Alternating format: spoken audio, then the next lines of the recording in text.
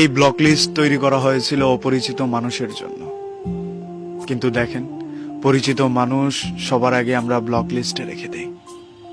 যে ব্লক লিস্টে থাকার কথা ছিল যাদের সাথে কখনোই কথা হতো না, উত্তপ্ত করা মানুষদের জন্য। সবচেয়ে প্রিয় মানুষকে এখন আমরা ব্লক লিস্টে রেখে দেই। যার সাথে প্রতিশ্রুতি হয়েছিল একসাথে থেকে যাব, একসাথে কোনো কিছু করব, সামনে একসাথে এগোবো, সে এখন আমার ব্লক লিস্টে।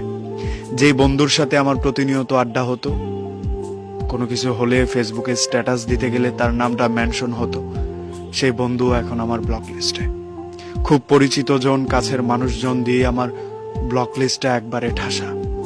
কেন হয় এমনটা বলেন তো? আমরা যাদেরকে খুব ভালো করে চিনি তাদের সম্পর্কটা একটা সময় পর গিয়ে ব্লক লিস্টে সীমাবদ্ধ হয়ে যায়। যাকে খুব করে জানি, যার জন্য আমাদের মন খুব করে কান্না করে, তাকেই একসময় আমরা স্থান দিই ব্লক লিস্টে।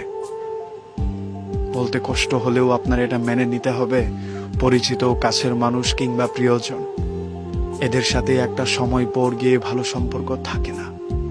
আমরা যাদের জন্য কান্না করে বেড়াই